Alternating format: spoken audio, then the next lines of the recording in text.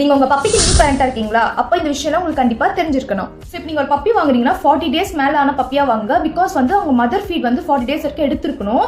இது வந்து இம்யூனிட்டி பவருக்குலாம் வந்து ரொம்ப ஹெல்ப்ஃபுல்லாக இருக்கும். டிசீசஸ் வந்து டக்குன்னு பப்பிக்கு அஃபெக்ட் ஆகாது. ஸோ நெக்ஸ்ட் பார்த்தீங்கன்னா 42 to 45 days வந்து டிவார்மிங் அண்ட் வந்து வேக்சினேஷன் பண்ணியிருக்கணும். நம்ம பப்பிக்கு ஃபுட்ஸ் எத்தனை டைம் வைக்கலாம்னு பார்த்துட்டிங்கன்னா 4 to 6 times வந்து per day வைக்கலாம். இது வந்து நம்ம வேற ஒரு ப்ரீட் எடுத்துக்கிட்டிங்கன்னா வேற ஒரு ப்ரீடுக்கு ஏற்ற மாதிரி டிஃபர் ஆகும். நீங்கள் வந்து உங்கள் வெட்டினரியன் கிட்ட கேட்டு நீங்கள் எத்தனை டைம் வைக்கணுமோ எத்தனை டைம் வச்சுக்கலாம். உங்கள் பப்பிக்கு ஏற்ற மாதிரி அவங்க சொல்லுவாங்க. தென் நம்ம பப்பிக்கு வந்து க்ரூமிங் பண்ணலாமான்னு கேட்டால் பண்ணலாம். Morning once and evening once பண்ணால் ரொம்ப நீட்டாக இருக்கும். தென் நம்ம பப்பிக்கு ட்ரைனிங் வந்து எந்த ஸ்டேஜில் கொடுக்கலான்னு பார்த்தா 3 months அப்புறம் வந்து நீங்கள் ட்ரைனிங்லாம் கொடுக்க ஸ்டார்ட் பண்ணிக்கலாம். ஸோ நீங்கள் பப்பியை வளர்க்குறீங்கன்னா டைல்ஸில் விடாதீங்க. டைல்ஸில் விடாமல் கொஞ்சம் அவாய்ட் பண்ணிக்கோங்க. பிகாஸ் உங்களுக்கு போன் ப்ராப்ளம்ஸ்லாம் வரதுக்கு வாய்ப்பு இருக்குது. டைல்ஸில் மட்டும் கொஞ்சம் விடுறதை அவாய்ட் பண்ணிக்கோங்க. தென் பப்பியை வந்து பாத் பண்ணலாமான்னா 3 months அப்புறம் நீங்கள் பார்த்தீங்க ஓகே. நீங்கள் 3 months முன்னாடி வந்து பெட் வைப்ஸ் இருக்கும். பெட் வைப்ஸ் வந்து நீங்கள் வந்து நம்மளோட பப்பியை வந்து க்ளீன் பண்ணிக்கலாம்.